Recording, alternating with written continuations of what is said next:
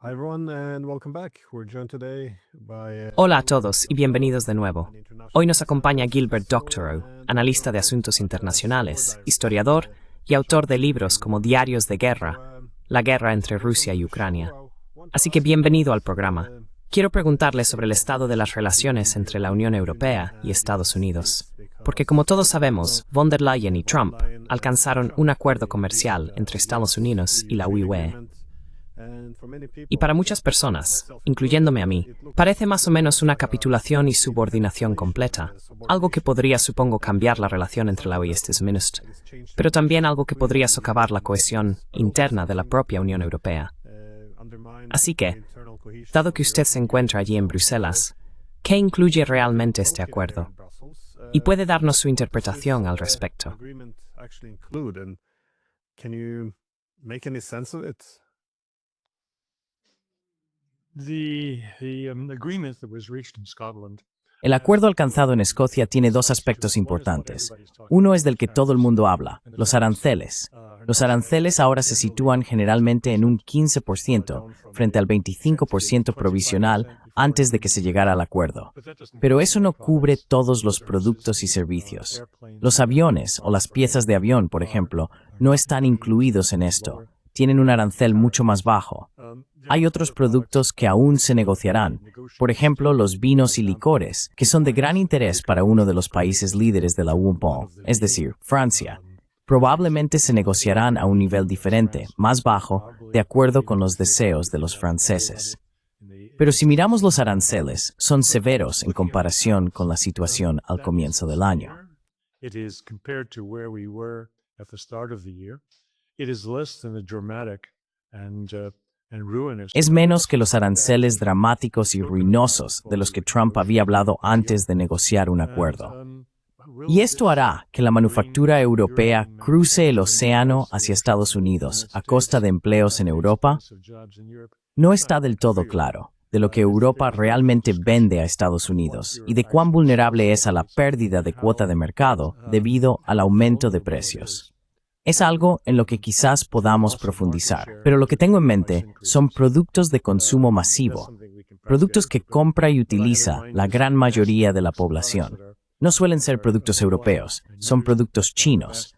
Los productos europeos incluyen muchos artículos de lujo, y los artículos de lujo se venden a personas adineradas, para quienes un arancel del 15% no supondrá una gran diferencia.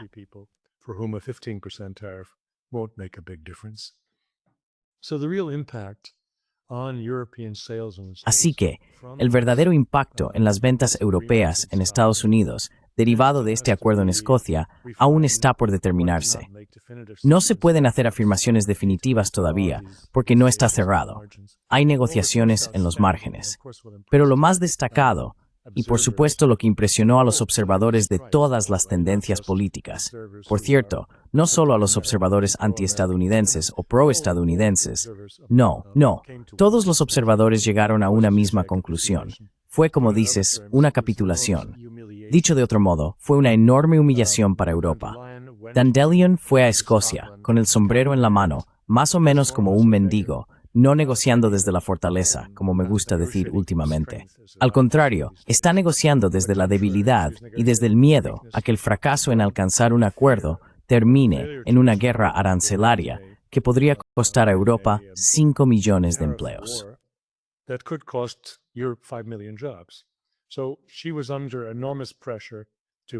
Así que ella estaba bajo una enorme presión para congraciarse con un hombre del que sabe que la desprecia. Trump nunca lo ha ocultado. Y salió de allí con algo que no es demasiado terrible. Ese es el consenso de nuevo de los observadores aquí en Europa.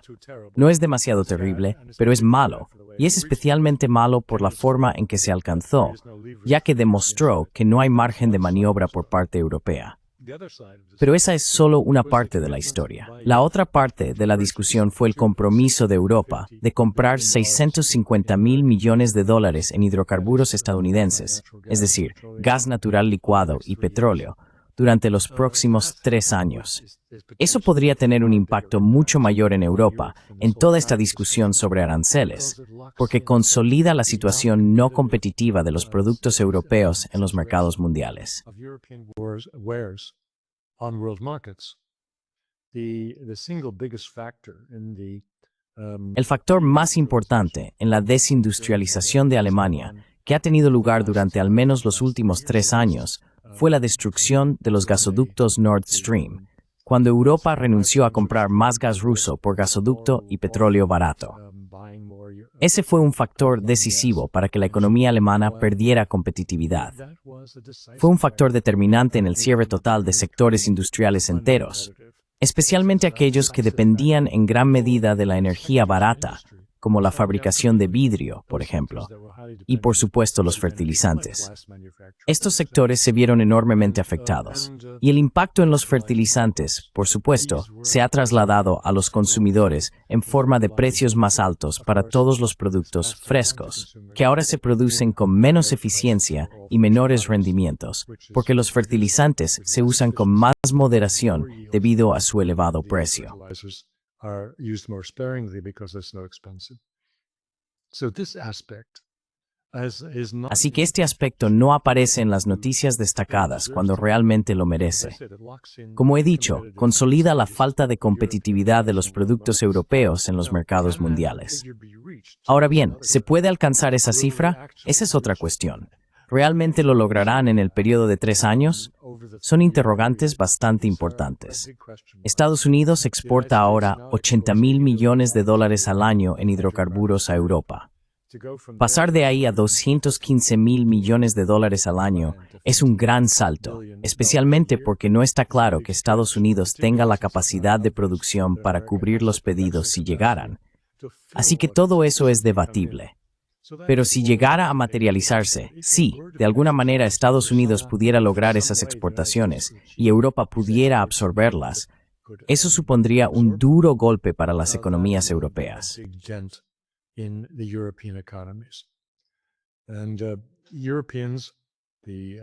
Y los europeos, los partidarios moderados del atlantismo, han estado buscando con ahínco una explicación de por qué estaban en desventaja en las negociaciones con Trump, cómo él fue capaz de vencerles y hacer que von der Leyen se arrodillara ante él y le besara el anillo.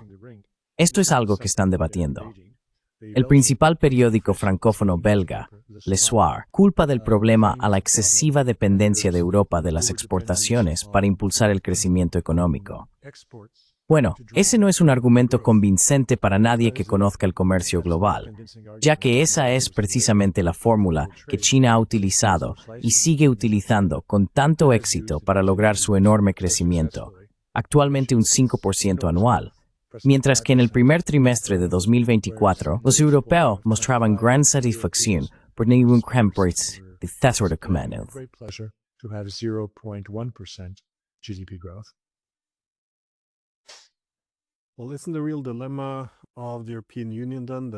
Bueno, ¿no es entonces el verdadero dilema de la Unión Europea, que no dependen del comercio exterior en sí, sino que dependen excesivamente de Estados Unidos como socio?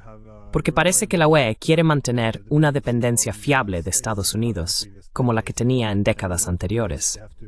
Y para lograrlo, tienen que ganarse el, ¿cómo lo llamas?, el favor o la simpatía de América, haciendo lo que se les dice, lo que incluye reducir sus lazos económicos con países como Rusia, China, Irán y todos los adversarios de Estados Unidos. Pero al intentar ganarse el cariño de Washington, se aíslan más en el mundo y se vuelven más dependientes de Estados Unidos. Así que, al comprometerse únicamente con Estados Unidos, esto fortalecerá la relación con Washington o la debilitará al darles a los estadounidenses demasiado poder en esta asociación.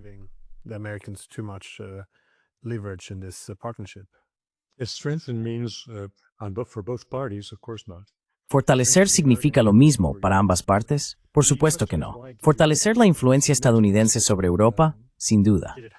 La pregunta es, ¿por qué Europa se sometió a esto? Era necesario.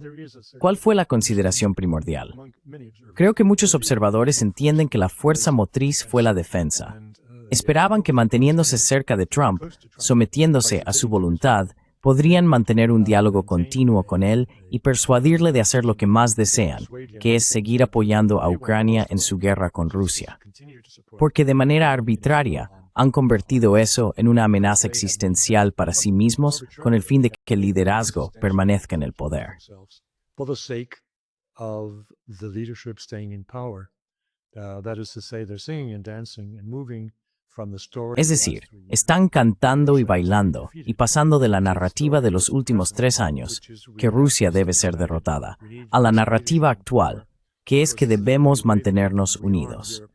Necesitamos que el liderazgo actual permanezca en el poder, porque esta es la única manera de rearmar Europa y prepararnos para una guerra con Rusia que podría tener lugar tan pronto como en 2029. Esa es la narrativa actual que el liderazgo presente en 25 de los 27 países de la UEL está presentando a la prensa y al público en general como parte de su campaña de reelección y para obtener apoyo. Esto se basa en el mismo engaño que hemos visto en su comprensión de la guerra entre Rusia y Ucrania desde el principio. El engaño aquí es que pueden persuadir al señor Trump de cualquier cosa. No pueden. Y están escuchando lo que él dice, lo cual es enter Terrell. They're listening to what he says, which is a terrible mistake.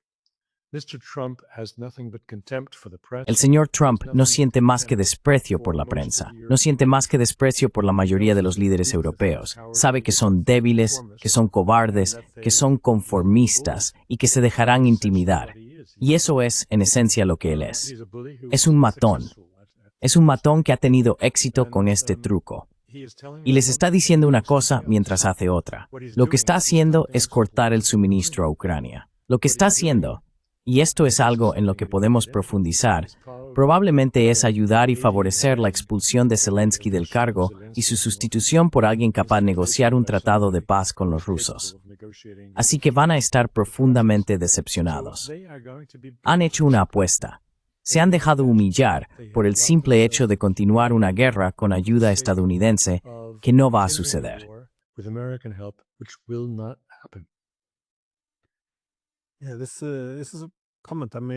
Este es un comentario que hice hace tiempo en Múnich, cuando Vance pronunció este discurso.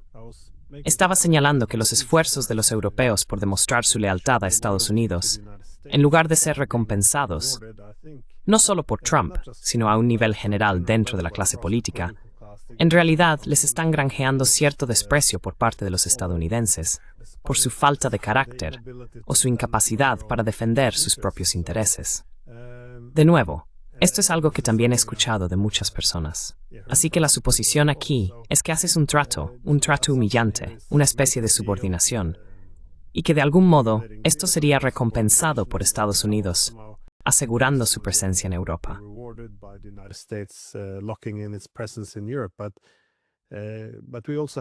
Pero también vimos a los ucranianos hacer la misma suposición con este acuerdo de minerales.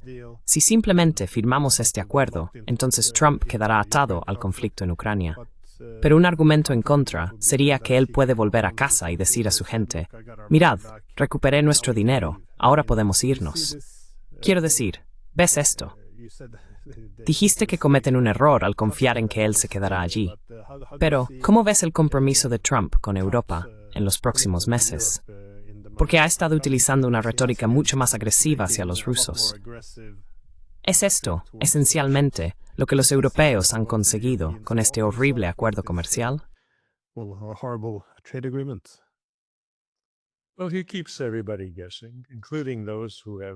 Bueno, mantiene a todo el mundo en vilo, incluidos aquellos que lo han apostado todo a una relación exitosa con Trump tras el acuerdo de apretón de manos el pasado fin de semana en Escocia. Los mantiene a todos adivinando. Incluso ayer hubo una expresión de horror que recogieron los principales medios de comunicación aquí en Europa Occidental ante la posibilidad de que Trump estuviera a punto de llegar a un acuerdo, cerrar un trato con Vladimir Putin, que sería enormemente destructivo para todas las ambiciones de la UE. No creo que vaya a cerrar tal acuerdo. No creo que tenga nada que ofrecer a los rusos que pueda persuadirles de ceder en ningún aspecto respecto a su conducta en la guerra, cuando la victoria sobre el terreno está tan cerca de lograrse.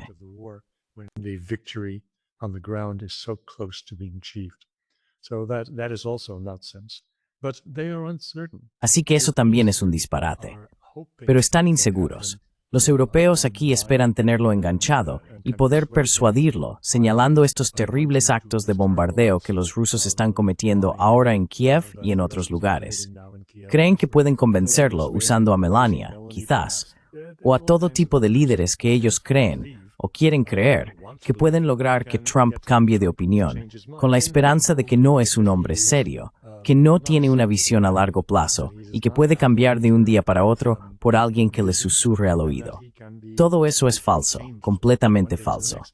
Sin embargo, persiste como una idea muy extendida sobre quién es el señor Trump aquí en Europa Occidental.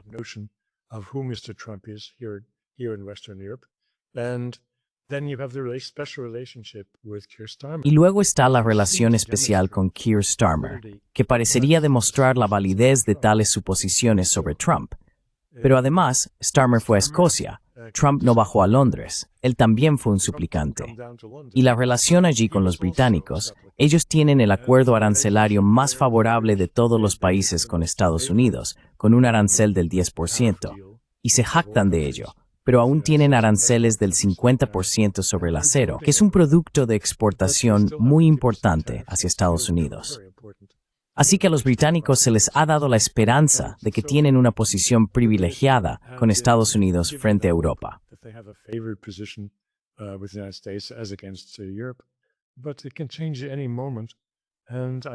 Pero eso puede cambiar en cualquier momento.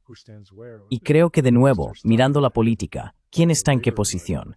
El señor Starmer es el líder del Partido Laborista, que está, digamos, a la izquierda del partido del señor Trump. No creo que disfrute de un respeto real. Trump lo hace a su manera. Y si consigue una reunión con el rey, está bien. Le gustan el boato y la pompa. Pero no creo que realmente se deje influir en la elaboración de políticas por estos actos superficiales, de una forma u otra, con este o aquel líder estatal. Tiene su propia determinación de imponer sanciones a Estados Unidos a través de aranceles con el objetivo de reindustrializar el país. Y no creo que sea una propuesta vana.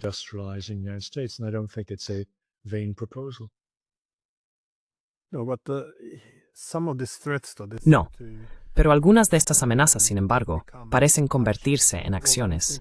Bueno, estoy pensando especialmente en lo que Trump está haciendo con los indios, es decir, imponer estos aranceles adicionales y justificarlo por su comercio con los rusos. Y por eso me preguntaba también, estos 10 días que ha impuesto, bueno, eran 15, ahora son 10 días. Obviamente, esto podría volver a ser 50 otra vez. Así que estos plazos no tienen por qué significar nada necesariamente, pero sí plantea la pregunta de por qué se haría vulnerable poniendo estos plazos desde el principio. Entonces, ¿cuál es el proceso de pensamiento aquí? ¿Qué se intenta lograr?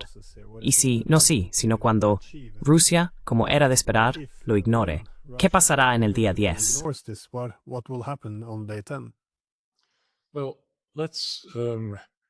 Bueno, hay especulación sobre el día 11, pero permíteme añadir complejidad al análisis, trayendo lo que los rusos están comentando en sus programas de debate. Creo que es una perspectiva diferente de la que expresan mis colegas en Estados Unidos y Europa Occidental. Y es la siguiente. ¿Por qué los 10 días? ¿De qué se trata todo esto?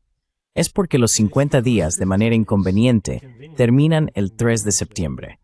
Y eso está demasiado cerca de la celebración del final de la Segunda Guerra Mundial en el Pacífico, que se conmemorará con la visita de jefes de Estado de todo el mundo en Pekín. Putin estará allí, pero creo que 20, 30 o más jefes de Estado de todo el mundo también asistirán. Y el señor Trump quiere estar allí.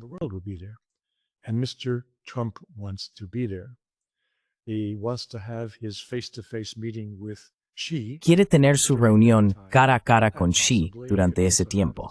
Y posiblemente también podría aprovechar esa oportunidad para reunirse cara a cara con Putin.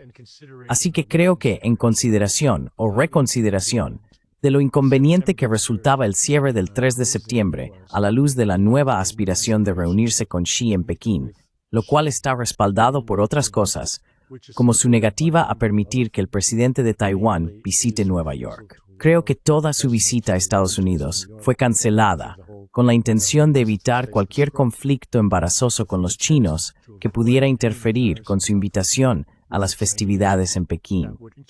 Así que, teniendo eso en cuenta, el enfoque es completamente diferente en cuanto a cuáles son sus plazos. Hay más de una consideración cuando establece estos plazos. There's more than one consideration when he sets these deadlines.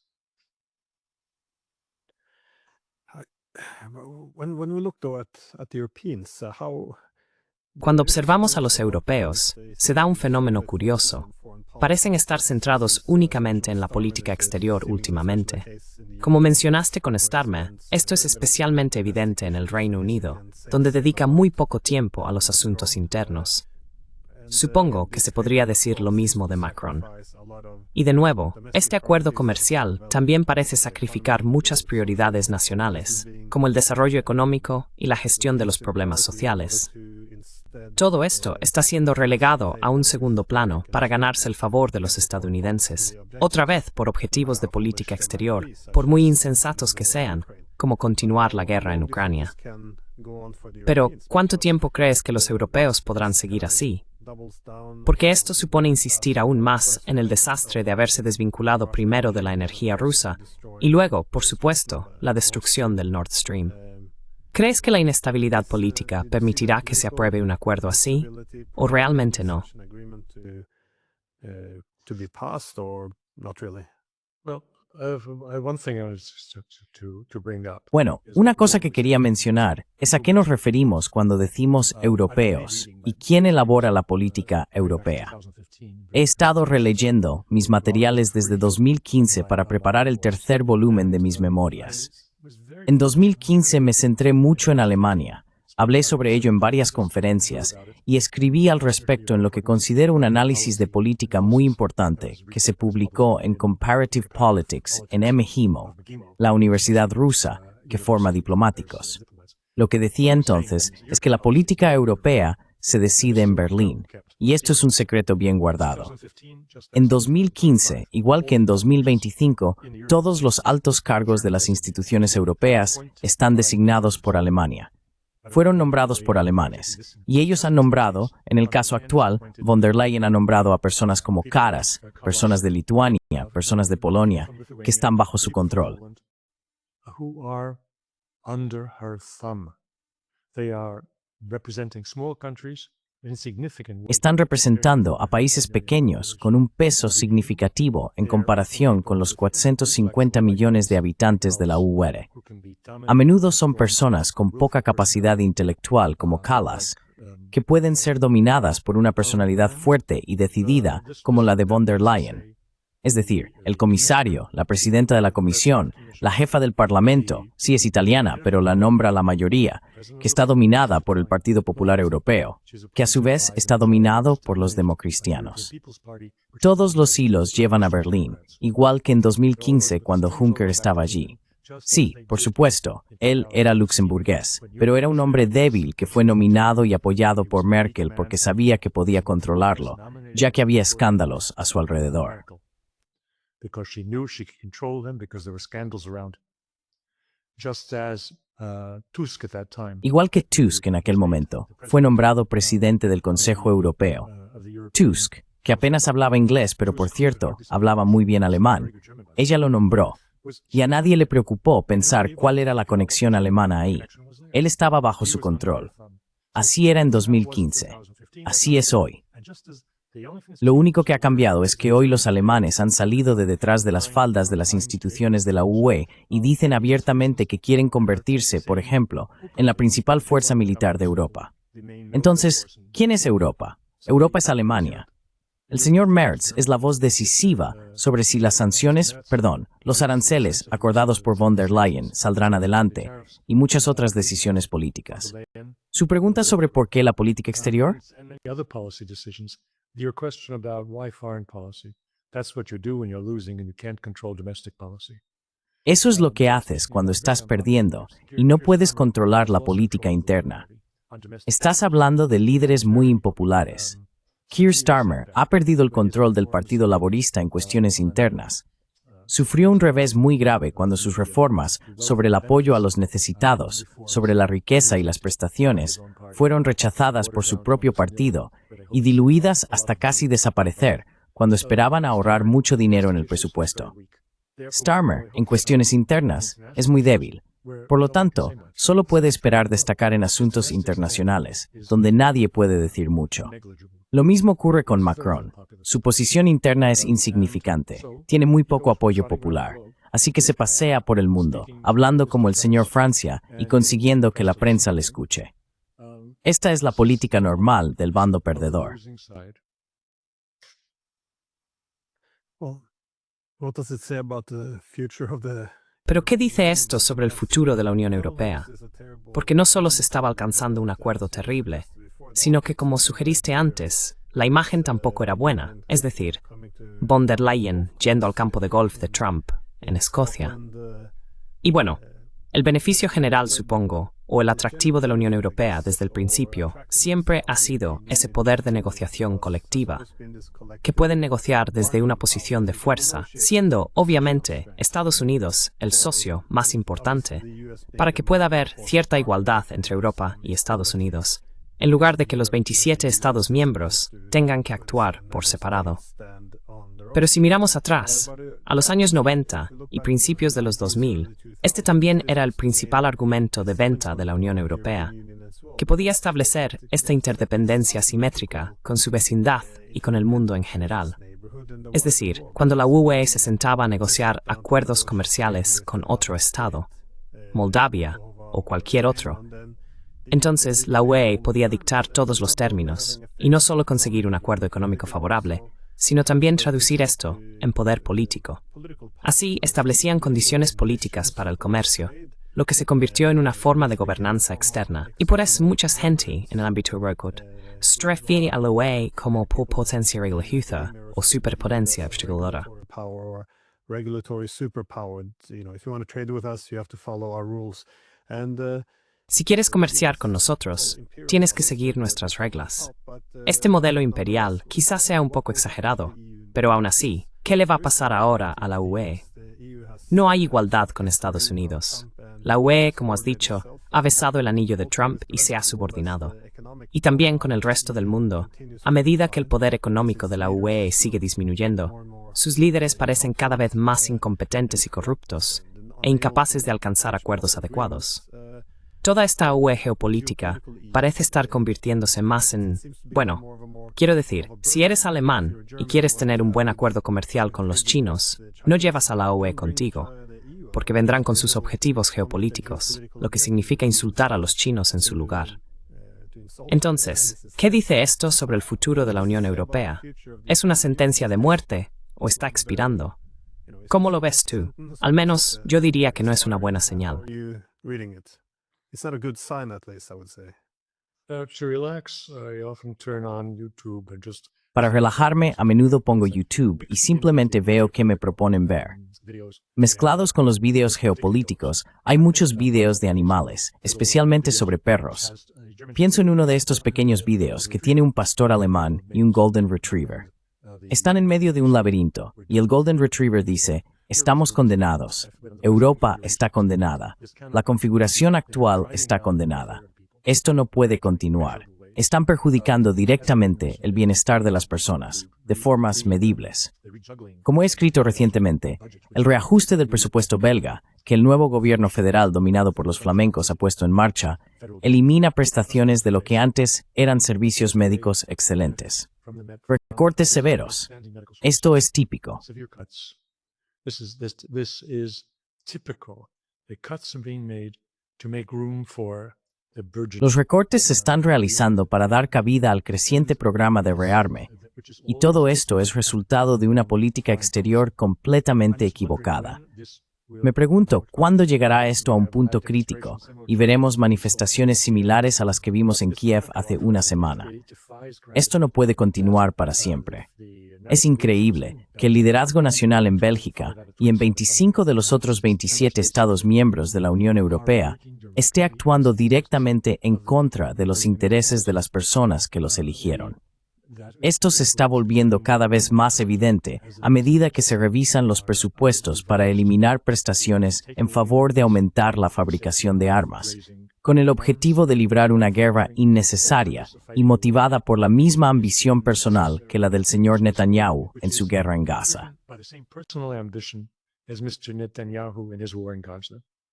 That is called out by the Western Eso ya lo denuncia abiertamente la prensa occidental. No es solo una suposición de personas como tú y yo. Se acepta como algo generalizado que Netanyahu está librando una guerra para evitar ir a los tribunales y a prisión.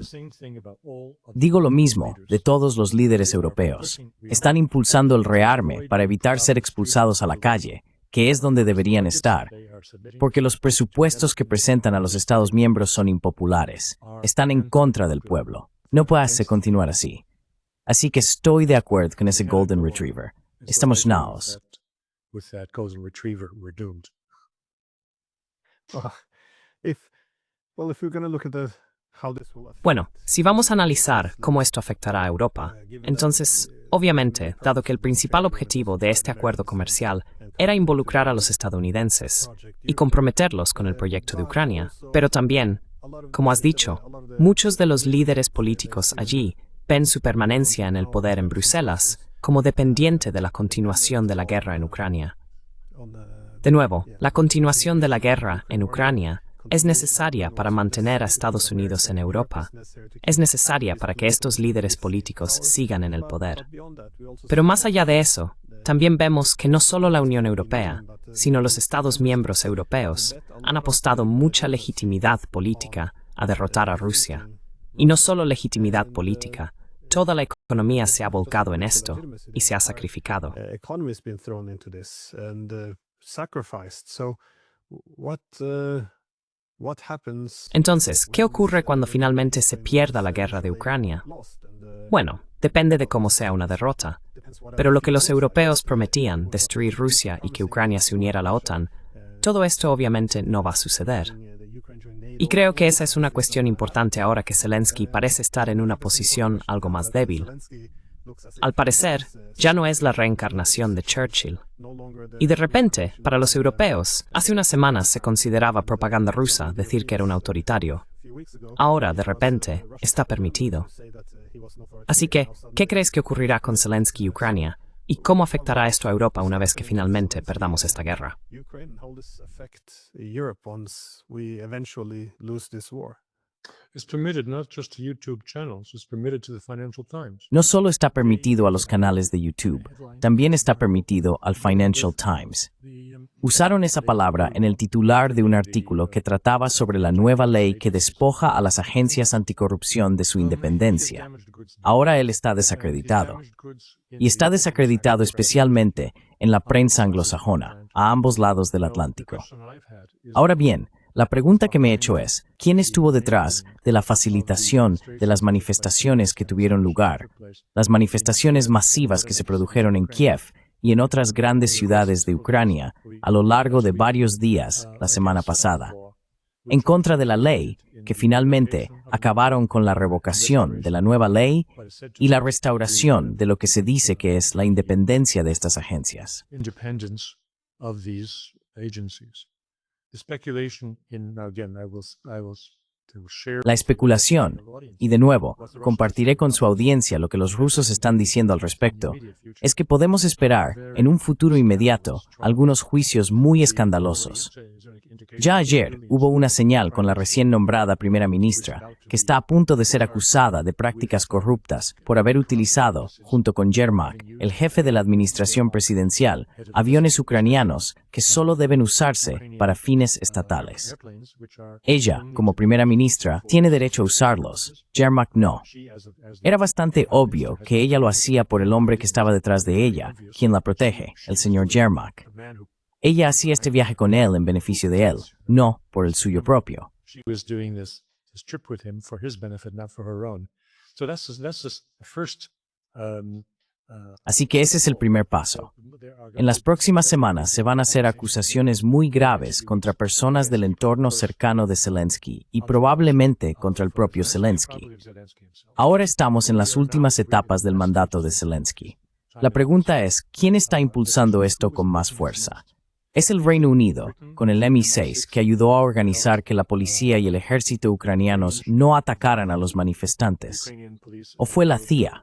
Hay dos opciones. Se podría decir que antes eran lo mismo, pero ya no, porque Estados Unidos y el Reino Unido han tomado caminos diferentes en la guerra de Ucrania.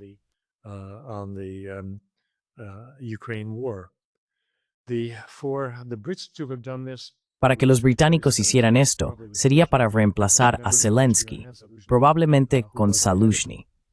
Recordemos que durante el último año y medio, Zaluzhny, quien fue jefe de las Fuerzas Armadas de Ucrania durante varios años y que era visto especialmente por los estadounidenses como un buen candidato para sustituir a Zelensky, fue apartado de Kiev y enviado al exilio en Londres, precisamente para evitar la eventualidad de que estuviera dentro, capaz de reunir apoyos si Occidente le señalaba como el sucesor de Zelensky. Pues bien, ha estado esperando su momento en Londres. Zelensky. Well, he's been biding his time in London. He's been learning English because he hardly could say 2 words. Ha estado aprendiendo inglés porque apenas podía decir 2 palabras cuando llegó allí. Y llegó allí porque en su momento dijo lo que era cierto, lo mal que los ucranianos estaban perdiendo la guerra. Y eso era inaceptable para Zelensky. Ahora bien, esa es una posibilidad. Otro candidato, el que yo señalo del lado estadounidense, es una historia muy diferente. Al decir que Zaluzhny sería puesto, si la intención fuera continuar la guerra y tener a alguien con más credibilidad ante los proveedores estadounidenses y de Europa Occidental de armas para Ucrania, porque él es un militar genuino, y sus órdenes no serían para maniobras de relaciones públicas como las de Zelensky, sino que tendrían una base militar real.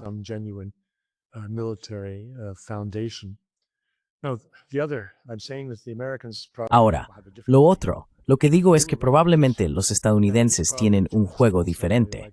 Si ellos estuvieran detrás de esto, entonces probablemente sería para instalar a alguien como Umerov, que ahora es el líder de las negociaciones en Estambul.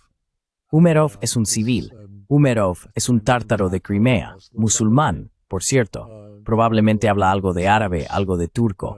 Sería lógico, ha sido una figura destacada en las reuniones ucranianas con los estados del Golfo. Más importante aún para Estados Unidos es su hombre.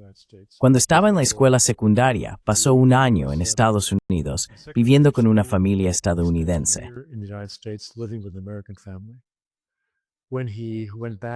Cuando regresó, terminó su educación superior y se convirtió en un empresario exitoso en el sector de alta tecnología, ganando mucho dinero. Estableció becas para ucranianos en la Universidad de Stanford. ¿Por qué la Universidad de Stanford? ¿Por qué Estados Unidos? Así que tiene una conexión estadounidense, lo cual siempre se ve con buenos ojos. No tiene una esposa estadounidense, pero no se puede tener todo. Así que sería muy adecuado para los estadounidenses como sustituto. Y es razonable suponer que podría y querría negociar un tratado de paz con los rusos, no sobre la base ridícula de la capitulación rusa, sino en algo cercano a las demandas rusas.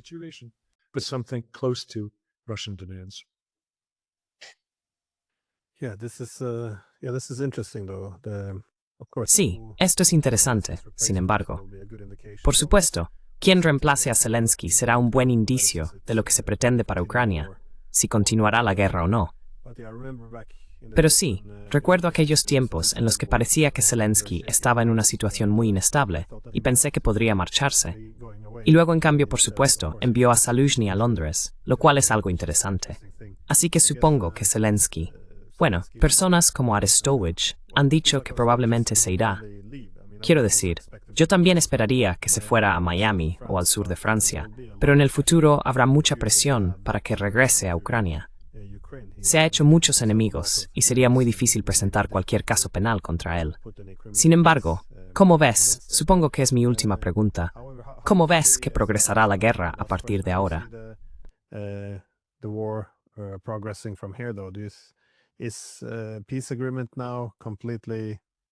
¿Está completamente descartado ahora un acuerdo de paz? ¿O dependerá de quién suceda a Zelensky? Parece que sería posible llegar a un acuerdo sobre la neutralidad de Ucrania, es decir, volver a Estambul. El problema es el plus, el Estambul Plus, las concesiones territoriales. Sería especialmente humillante tener que reconocer territorios ocupados, que ni siquiera están ocupados aún por Rusia, es decir, las 4 regiones. Pero a medida que Rusia avanza sobre el territorio, no se reduciría esa humillación. Es decir, los rusos controlan cada vez más territorio. En otras palabras, la diferencia entre lo que exigen y lo que ya tienen se reduce. ¿Ves alguna posibilidad de que alguien en Ucrania acepte estos términos? Porque has dicho que son bastante draconianos. Eres, ya sabes, el primero en decir que los rusos tienen unas exigencias muy altas para Ucrania. They are especially high demands. Son demandas especialmente elevadas cuando exiges la anexión de un territorio que ni siquiera has conquistado en el campo de batalla. Creo que ese problema se resolverá antes de septiembre. Creo que es totalmente concebible que Rusia avance hasta el Dnieper. Chasiv Yar fue disputada durante más de 6 o 7 semanas. Este es un centro logístico que estuvo muy disputado, muy bien armado, protegido, fortificado, y los rusos finalmente lo tomaron en los últimos días. El siguiente centro es Pokrovsk, el ruso llaman Krasnoyarsk. Ahora se enfrenta fuera de la ciudad. Esto ya ocurriendo en meses, This has been going on for months, of course, this progress. The Russians draw it out because they have wanted to avoid. Los rusos lo alargan porque han querido evitar el combate cuerpo a cuerpo, que puede ser muy costoso en vidas humanas para ambos bandos. Principalmente han estado llevando a cabo su guerra en Pokrovsk mediante bombardeos aéreos, ataques de artillería y similares, lo que les supone muy pocas bajas de soldados y oficiales, pero resulta devastador para el lado ucraniano. Una vez que tomen Pokrovsk, tendrán vía libre hasta el Dnieper, así que creo que si toman Pokrovsk en las próximas semanas, se harán con todo Donetsk y posiblemente Zaporilla para septiembre. Entonces los rusos podrán ser generosos en los términos de un acuerdo, porque no tendrán que regatear por territorios que no querían conquistar sobre el terreno.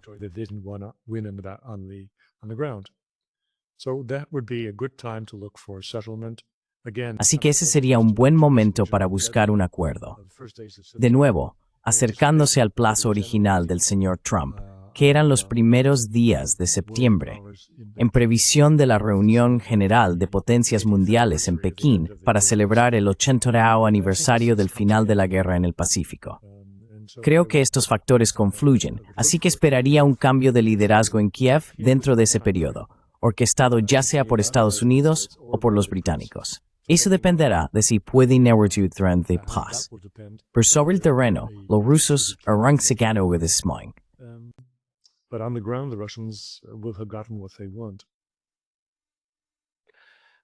I think people often. Sí, creo que la gente suele fijarse en las líneas defensivas. Obviamente, no hay mucho al oeste de Pokrovsk, pero como has señalado, en esta guerra especialmente, la logística es realmente importante. Estos centros logísticos, Chasiv Yar, también Kupiansk, que podemos incluir aquí, y Pokrovsk, creo que serán muy importantes para superar el tramo final hacia el Dnieper. Así que bueno, gracias como siempre. Siempre es un placer contar con tus opiniones sobre esto, así que gracias de nuevo. Y para quienes quieran seguirte, tienes tu Substack, y por supuesto, dejaré un enlace a tu libro. ¿Hay algún otro sitio donde la gente pueda encontrarte? And of course, I'll leave a link to your book and where else people should look for you. No, that sums it up. No, eso lo resume todo. Si miran el Substack, que revisen solo los últimos números, porque estoy especialmente orgulloso, como digo, de 2015, que fue un año bastante notable para entender quién es quién en Europa. Oh, gracias de nuevo. Thanks again.